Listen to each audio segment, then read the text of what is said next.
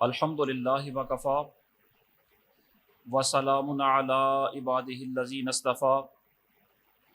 خصوصاً علی سید الانبیاء علیہ التحیۃ والثناء اما بعد فاعوذ باللہ من الشیطان الرجیم بسم اللہ الرحمن الرحیم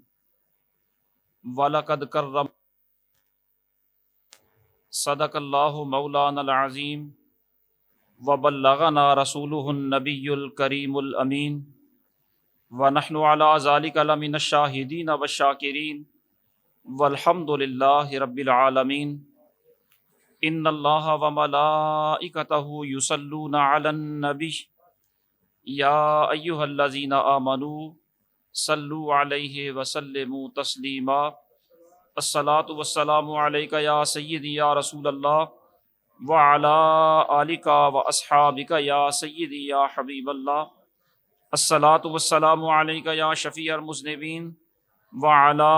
آلک واصحابک یا رحمۃ للعالمین۔ بعد از حمد و ثنا، آج جمعۃ المبارک کی اس نشست میں عزت نفس کے تحفظ کے حوالہ سے چند گزارشات آپ کے سامنے عرض کرنا مقصود ہے۔ اللہ کریم کلمات حقہ کو زبان پر جاری و ساری فرمائے۔ قرآن مجید فرقان حمید میں رب العالمین ارشاد فرماتا ہے وَلَقَدْ كَرَّمْنَا بَنِي آدم، کہ ہم نے ساری اولاد آدم کو عزت عطا فرمائی ہے۔ انسان ہونے کے لحاظ سے ہر انسان قابل احترام ہے، معزز ہے، محترم ہے، اور انسان کی جس طرح جسمانی ضروریات ہوتی ہیں اسی طرح انسان کی روحانی بھی ضروریات ہوتی ہیں، اور روحانی ضروریات میں عزت طلبی یعنی عزت کو چاہنا، عزت کا خواہاں ہونا، اپنے آپ کو معزز محسوس کرنا، یہ ہر انسان کی روحانی ضرورت ہوتی ہے۔ ہر انسان کے اندر عزت کا احساس اور جذبہ موجود ہوتا ہے، اور یہ اس کے اندر احساس کسی دوسرے کا پیدا کردہ ہوا نہیں ہے، بلکہ اللہ رب العالمین نے ہر انسان کی فطرت میں عزت طلبی کا مادہ رکھا ہے۔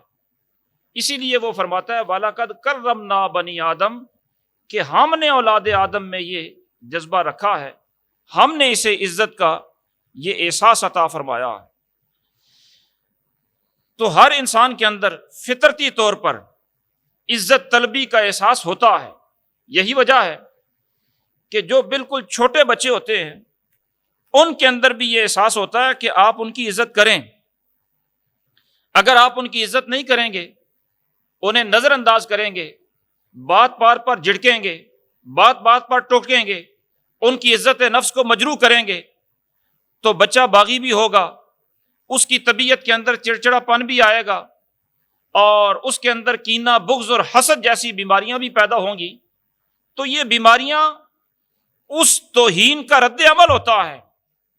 اور یہ اس لیے ہوتا ہے کہ وہ بچہ چاہتا ہے کہ اس کی عزت کی جائے۔ تو ہر انسان کے اندر فطرتی طور پر عزت کا احساس موجود ہوتا ہے، اور یہ عزت کا احساس اللہ کی طرف سے ودیت کردہ ہوتا ہے، فطرت میں اللہ رب العالمین نے رکھا ہوتا ہے۔ دنیا کا کوئی انسان ایسا نہیں جس کو عزت کی طلب نہ ہو، ہر انسان کے اندر عزت کی طلب موجود ہوتی ہے، اور یہ اتنا شریعت مطہرہ کو عزت کا احساس مطلوب ہے، اور بندے کا معزز ہونا اس کی شریعت مطہرہ کے اندر اہمیت اتنی زیادہ ہے کہ حضرت امام زین العابدین رضی اللہ تعالی عنہ ارشاد فرماتے ہیں ما احب ان لی بذل نفسی حمر النعم، کہ مجھے عزت نفس کے بدلے میں دنیا جہاں کی نعمتیں بھی گوارا نہیں ہیں۔ یعنی ایک طرف دنیا جہاں کی نعمتیں ہوں اور دوسری طرف میری عزت نفس کا معاملہ ہو، تو میں عزت نفس کو ترجیح دوں گا، باقی دنیا کی نعمتوں کی طرف نظر اٹھا کر نہیں دیکھوں گا۔ اتنی اہمیت ہے اتنی اہمیت ہے کہ عزت نفس یہ ایسی شے ہے کہ جس کے بارے میں سرکار دو عالم صلی اللہ تعالی علیہ وسلم نے ارشاد فرمایا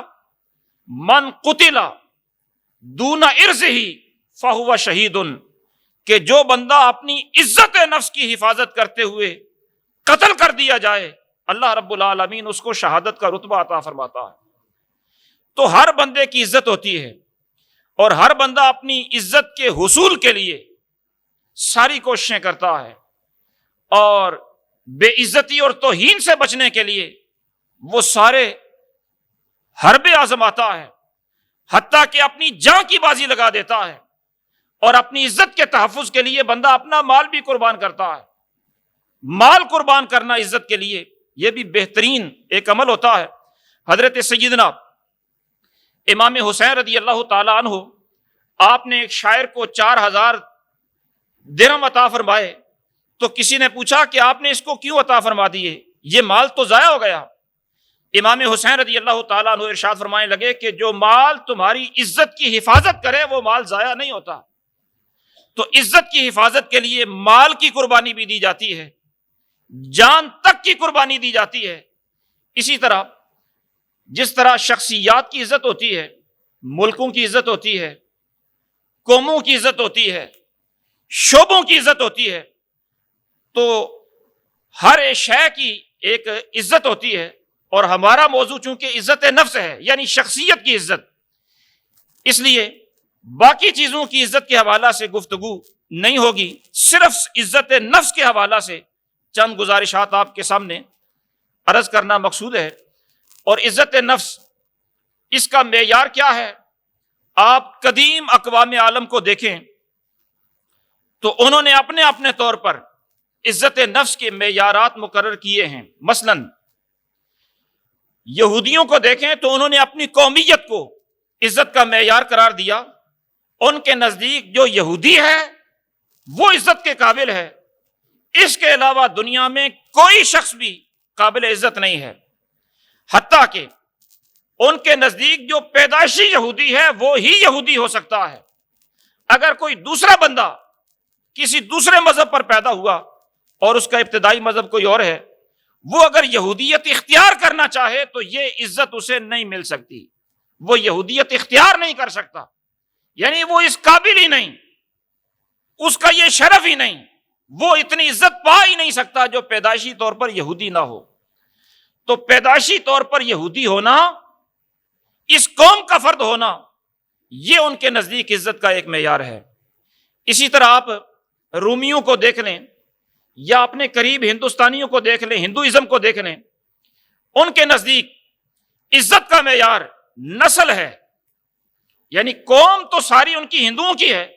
لیکن اس قوم کے اندر جو ان کی برادریاں ہیں، جو کنبے ہیں، جو نسل ہے، یہ عزت کا معیار ہے۔ جو برہمن ہے وہ ہر قانون سے بالا تر ہے، اتنا معزز ہے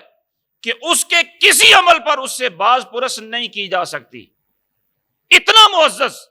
کہ وہ قانون کی بالادستی سے بھی بالا تر ہے۔ اور جو شودر ہے، اچھوت ہے، نچلا طبقہ ہے، وہ اتنا ذلیل و رسوا ہے کہ معمولی جرم پر بھی اسے کڑی سے کڑی سزا دی جا سکتی ہے۔ تو ان کے نزدیک عزت کا معیار نسل ہے، خاندان ہے، برادری ہے۔ اسی طرح آپ عرب معاشرے کو دیکھیں تو اسلام سے پہلے ان کے نزدیک عزت و ذلت کا معیار آقا ہونا یا غلام ہونا ہے۔ جو آقا ہے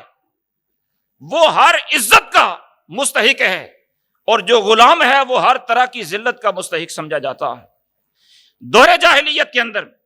اسلام سے پہلے دولت اور غربت کو عزت اور ذلت کا معیار سمجھا گیا کہ جس کو دولت مل گئی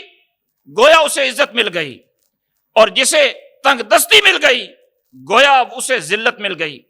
قرآن مجید فرقان حمید نے دور جاہلیت کے اس تصور کو بیان کرتے ہوئے ارشاد فرمایا فَأَمَّا الْإِنسَانُ اِذَا مَا ابْتَلَاهُ رَبُّهُ فَأَكْرَمَهُ وَنَعَمَهُ فَيَقُولُ رَبِّي أَكْرَمَنِ، کہ بندے کو اللہ رب العالمین آزمائش کے طور پر دولت عطا فرمائے، مال عطا کرے، نعمتیں عطا کرے، تو وہ بندہ کہتا ہے میرے رب نے میری عزت کی ہے۔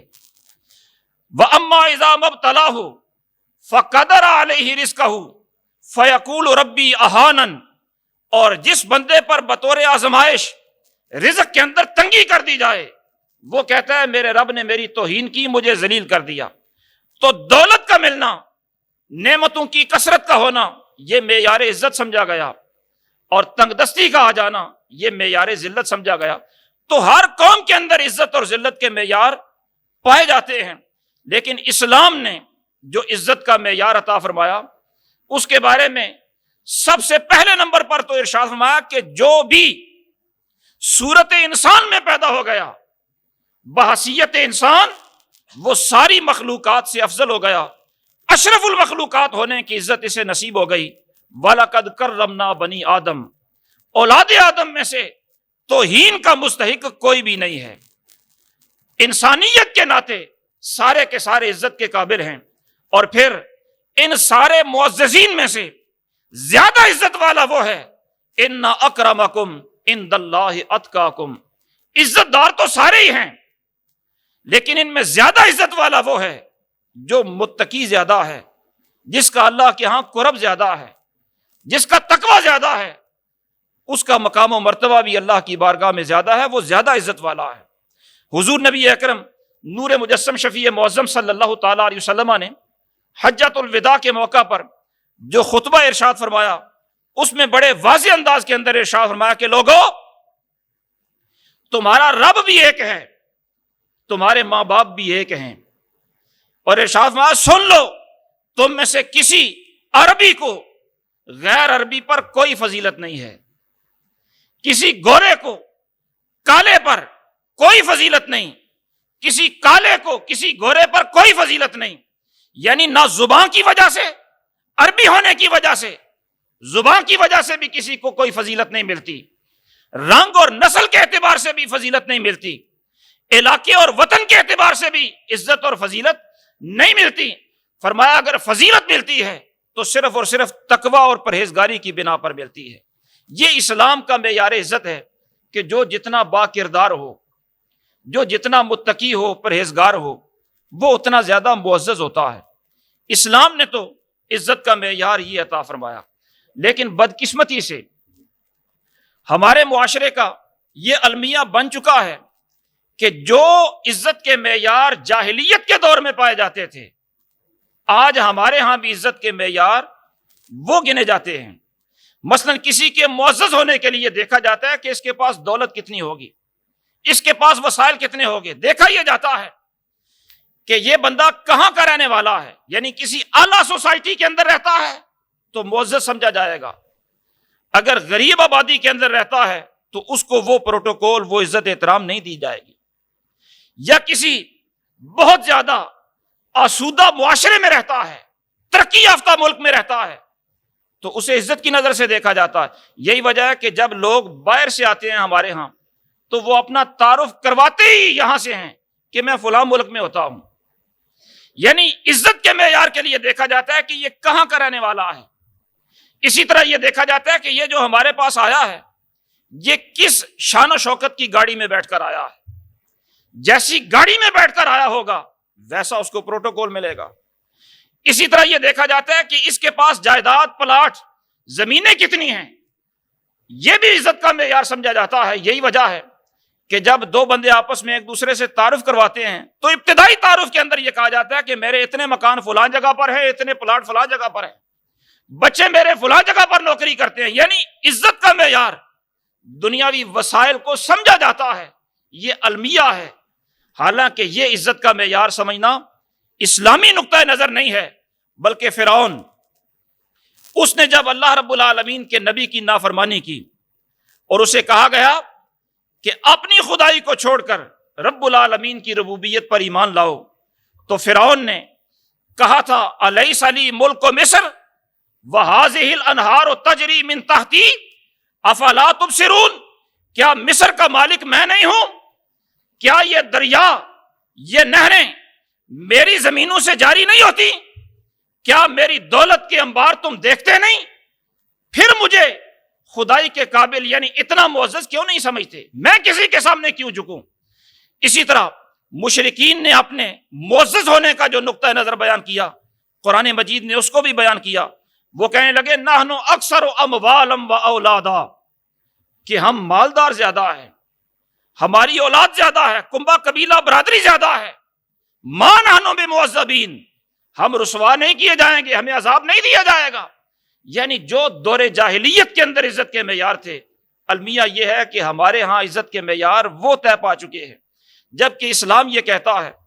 کہ کسی کی عزت اس کی دولت دے کر نہ کی جائے، کسی کی عزت اس کا کردار دے کر کی جائے، اس کا صاحب علم ہونا، صاحب صلاحیت ہونا، اس کو دیکھ کر اس کو مقام و مرتبہ دیا جائے۔ صرف دولت تو فراڈ سے بھی اکٹھی کی جا سکتی ہے، دھوکہ دہی سے اکٹھی کی جا سکتی ہے، لوگوں کو ظلم کر کے وہ دولت اکٹھا کی جا سکتی ہے، سود سے اکٹھی کی جا، حرام ذرائع 100 ہیں جن سے دولت اکٹھی کی جا سکتی ہے، اور ظاہر ہے جو ان حرام ذرائع سے دولت اکٹھی کرتا ہے وہ شریعت اسلامیہ کی نظر میں معزز نہیں ہو سکتا۔ عزت کا معیار وہی تقویٰ ہے۔ اور عزتی کے حوالہ سے اور اپنے معزز ہونے کے حوالہ سے ہمارے ہاں بعض اوقات غلط فہمیاں بھی پائی جاتی ہیں۔ جو بندہ کسی سیٹ پر بیٹھا ہے، کسی منصب پر ہے، اس منصب پر بیٹھنے کی وجہ سے، اس کی سیٹ کی وجہ سے اس کا رعب ہے، دبدبہ ہے، تمتراک ہے، اور لوگ اس کی بات مانتے ہیں، سنتے ہیں۔ وہ یہ سمجھتا ہے کہ یہ جو میری بات مانی جا رہی ہے، سنی جا رہی ہے، یہ میری ذاتی عزت کی وجہ سے میرا احترام ہو رہا ہے، حالانکہ یہ اس کی ذاتی عزت کی وجہ سے اس کا احترام نہیں ہو رہا، بلکہ اس کے منصب، اس کے اقتدار اور اختیار سے ڈر کر، خوف کے مارے لوگ اس کا احترام کر رہے ہیں۔ اور ایسی عزت حقیقتاً عزت نہیں ہوتی، بلکہ ایسی عزت موجب لعنت ہوتی ہے۔ حضور نبی اکرم نور مجسم شفیع معظم صلی اللہ تعالیٰ علیہ وسلم نے ارشاد فرمایا کہ جس بندے کے خوف کی وجہ سے لوگ اس کی عزت کریں، اس بندے پر اللہ رب العالمین کی لعنت برستی ہے۔ تو یہ عزت نہیں ہوتی جو زبان درازی کی وجہ سے کوئی دوسرا کرے، صاحب اختیار ہونے کی وجہ سے دوسرا کرے، کسی سیٹ پر بیٹھا ہونے کی وجہ سے دوسرے اس کی عزت کریں، یہ عزت نہیں ہوتی۔ عزت وہ ہوتی ہے جو مسلسل محنت سے، ایمانداری سے، دیانتداری سے، خیر خواہی کی وجہ سے ملتی ہے، اور یہ عزت بناتے بناتے زندگی گزر جاتی ہے، اور یہ عزت اگر ختم ہونے پہ آئے تو ایک لمحہ ہی لگتا ہے۔ یہ عزت بڑا نازک سا معاملہ ہوتا ہے۔ تو یہ غلط فہمی بعض اوقات بندے کو ہوتی ہے کہ کسی کی زبان درازی یا رعب کی وجہ سے، خوف کی وجہ سے لوگ اس کا احترام کرتے ہوں، تو یہ عزت نہیں ہوتی، یہ خوف کا سایہ ہوتا ہے۔ اسی طرح بعض اوقات یہ بھی غلط فہمی کا لوگ شکار ہو جاتے ہیں، اور لوگ یہ سمجھتے ہیں کہ ہماری تو بھائی سارے عزت کرتے ہیں، شرفاء بھی ہماری عزت کرتے ہیں، بدماش بھی عزت کرتے ہیں، نیک بھی عزت کرتے ہیں، برے بھی عزت کرتے ہیں، اپنے بھی عزت کرتے ہیں، پرائے بھی عزت کرتے ہیں۔ یعنی عزت کا معیار یہ سمجھ لیا گیا کہ ہر طبقہ اور ہر شخص اس کو احترام کی نگاہ سے دیکھے تو پھر یہ معزز ہے، حالانکہ یہ بھی عزت کا معیار نہیں۔ حضور سید عالم صلی اللہ تعالیٰ علیہ وسلم کا اسوہ نور ہمارے لیے کافی نہیں؟ کیا حضور اپنے معاشرے کے ہر طبقہ کے لوگوں کے آپ آئیڈیل تھے، یا آپ نے سب سے اپنی عزت کروائی؟ آپ اگر سب کے لیے اتنے ہی قابل عزت ہیں تو صحیح، لیکن سارے اتنے عزت کے لائق سمجھتے تو سرکار دو عالم صلی اللہ تعالیٰ علیہ وسلم کو مکہ مکرمہ سے ہجرت کیوں کرنا پڑتی؟ سرکار کو ساحر کہا گیا، سرکار کو مجنون کہا گیا، سرکار کے بارے میں نازیبا لفظ بولے گئے کافروں کی زبان سے۔ یعنی صاحب عزت اور معزز ہونے کا مطلب یہ نہیں ہے کہ برے بھی بندے کی عزت ہی کریں، بدماش بھی عزت ہی کریں، سود خور اور شرابی بھی عزت کریں، بلکہ جو وزادار لوگ ہیں، عقل مند لوگ ہیں، ان کی نظر میں اگر بندہ معزز ہو تو معزز ہونے کے لیے اتنا ہی کافی ہوتا ہے۔ ظاہر ہے برے تو برائی کی عزت کریں گے، وہ شرافت کی عزت تھوڑی کریں گے۔ اس لیے معزز ہونے کے لیے ہر طبقہ زندگی کے اندر معزز ہونا ضروری نہیں ہوتا، بلکہ جو لوگ شریعت مطہرہ کے اصولوں کو سمجھتے ہیں اور صاحب عقل ہیں، ان کے سامنے بندہ معزز ہو تو یہ عزت کافی ہوتی ہے، اور یہی عزت شریعت مطہرہ کو مطلوب ہوتی ہے۔ اور حضور نبی اکرم نور مجسم شفیع معظم صلی اللہ تعالیٰ علیہ وسلم نے جو ہمیں عزت نفس کی تحفظ کے لیے تعلیمات دی ہیں، یعنی بندہ اپنے آپ کو معزز کیسے بنا سکتا ہے، عزت کیسے حاصل کی جا سکتی ہے، زیادہ معزز بندہ معاشرے میں کیسے ہو سکتا ہے، عزت کے حصول کے لیے جو تعلیمات دی گئی ان میں سے سب سے پہلی تعلیم تو یہ ہے کہ آپ دوسروں کی عزت کریں، دوسروں کو احترام دیں۔ جب دوسروں کی عزت کریں گے تو بدلے کے طور پر اللہ رب العالمین تمہیں بھی عزت عطا فرمائے گا۔ اور حضور صلی اللہ تعالیٰ علیہ وسلم باوجود مقام و مرتبے میں بڑا ہونے کے سرکار اپنے غلاموں کی بڑی عزت فرمایا کرتے۔ سرکار دو عالم صلی اللہ تعالیٰ علیہ وسلم اپنے غلاموں کو عزت اس انداز سے دیا کرتے کہ سرکار ایک دفعہ مسجد نبوی میں تشریف فرما ہیں، ایک صحابی حضور کی خدمت میں حاضر ہوئے، تو اب سرکار تنہا بیٹھے ہیں، وہ آئے ہیں، تو سرکار دو عالم صلی اللہ تعالیٰ علیہ وسلم ان کے استقبال کے لیے سرکار اپنی جگہ سے تھوڑا سا سرکے، انہوں نے عرض کی یا رسول اللہ آپ تشریف رکھیں، جگہ بہت ہے۔ میرے کریم آقا نے فرمایا جگہ تو مجھے بھی پتہ ہے بہت ہے، لیکن کوئی مسلمان آئے تو اس کی عزت کا یہ حق ہے کہ جس کے پاس آئے وہ اس کے لیے کچھ نہ کچھ تو اہتمام کرے، کچھ نہ کچھ تو اپنی جگہ سے ہلے۔ بلکہ سرکار تو اپنے غلاموں کے لیے اٹھ کر استقبال بھی کیا کرتے، صحابہ کو بھی بعض اوقات فرمایا کرتے۔ حضرت سعد رضی اللہ تعالیٰ عنہ جب حضور کی بارگاہ میں حاضر ہوئے تو میرے کریم آقا صحابہ سے فرمانے لگے قوموا الی سیدکم، یہ سعد تمہارے سردار ہیں، اٹھ کر ان کا استقبال کرو۔ حضرت جریر رضی اللہ تعالیٰ عنہ اسلام لانے کے لیے آئے تو حضور نے پوچھا جریر کیسے آنا ہوا؟ کہنے لگا حضور حلقہ غلامی میں داخل ہونے کے لیے آئے ہوں۔ تو سرکار دو عالم صلی اللہ تعالیٰ علیہ وسلم نے ان کے بیٹھنے کے لیے اپنی چادر بچھا دی۔ سرکار چادر بچھا کر سرکار فرماتے ہیں کہ یہاں تشریف رکھو، یعنی عزت دیتے ہیں سرکار۔ حضرت جعفر طیار رضی اللہ تعالیٰ عنہ حضرت علی کے بھائی، یہ جب حبشہ سے واپس مدینہ طیبہ آئے، انہوں نے حبشہ کی طرف بھی ہجرت کی تھی، پھر جب سرکار مدینہ طیبہ میں آ گئے تو فتح خیبر کے بعد حضرت جعفر حبشہ سے ہجرت کر کے پھر مدینہ طیبہ آئے۔ اب یہ موقع ایسا تھا کہ خیبر جیسا علاقہ فتح ہو چکا تھا، بڑی خوشی کا موقع۔ تو حضرت جعفر رضی اللہ تعالیٰ عنہ جب حبشہ سے آئے مدینہ طیبہ اس خوشی کے موقع پر، تو فرماتے ہیں کہ میں جو ہی حضور سے ملا، حضور صلی اللہ تعالیٰ علیہ وسلم نے مجھے گلے سے لگا لیا، اور سرکار ایسی خوشی کا اظہار فرمانے لگے کہ سرکار نے ارشاد فرمایا کہ میں تمہیں بتا نہیں سکتا کہ مجھے خیبر کی فتح کی زیادہ خوشی ہے یا جعفر کے آنے کی زیادہ خوشی ہے۔ یعنی عزت دیا کرتے سرکار دو عالم صلی اللہ تعالی وسلم اپنے صحابہ کو، اور جو بندہ کسی کو عزت نہیں دے سکتا اور یہ سمجھے کہ لوگ میری عزت کریں، وہ بندہ غلط فہمی میں ہے۔ حضور سید عالم صلی اللہ تعالیٰ علیہ وسلم نے ارشاد فرمایا کہ اذل الناس من اہان الناس، وہ بندہ سب سے زیادہ ذلیل ترین ہے جو دوسروں کی توہین کرتا ہے۔ دوسروں کو عزت دینا معزز ہونے کے لیے سب سے زیادہ ضروری ہوتا ہے۔ اور دوسرے نمبر پر اپنی عزت نفس کے تحفظ کے لیے یہ ضروری ہوتا ہے کہ بندہ اپنی زبان کو قابو میں رکھے۔ اکثر بندہ اپنی بے عزتی اپنی زبان کی وجہ سے کرواتا ہے۔ جو بندہ اپنی زبان کو قابو میں نہیں رکھتا، اول بول جو بھی اس کے منہ میں آیا ہے وہ اپنی زبان سے نکال دیتا ہے، تو وہ اپنا وقار اور اپنی ہیبت بھی ختم کر دیتا ہے۔ حضرت سیدنا علی مرتضیٰ شیر خدا رضی اللہ تعالیٰ عنہ ارشاد فرمایا کرتے تھے کہ من ہانت علیہ نفسہ من امر علیہ لسانہ، کہ جس نے اپنے اوپر اپنی زبان کو حاکم بنا لیا، یعنی زبان اس کے کنٹرول سے باہر نکل گئی، اس نے اپنے آپ کو ذلت پر پیش کر دیا۔ اکثر بندے کی توہین بندے کی اپنی بد زبانی کی وجہ سے ہوتی ہے، تو بندہ اپنی زبان کو قابو میں رکھے۔ حضور سید عالم صلی اللہ تعالیٰ علیہ وسلم کی حدیث اس سلسلے میں کثیر ہیں۔ سرکار سے پوچھا گیا میرے لیے سب سے بہترین عمل کون سا ہے؟ تو سرکار نے فرمایا اپنی زبان کو قابو میں رکھو۔ تو بندہ بد زبانی نہ کرے، زبان کو قابو میں رکھے، تو اللہ رب العالمین اس کی عزت کا تحفظ فرماتا ہے۔ اسی طرح تیسرا سبب معزز ہونے کا یہ ہے کہ بندہ خواہ مخواہ کسی سے کچھ بھی نہ مانگے، کسی کے سامنے دستے سوال دراز نہ کرے۔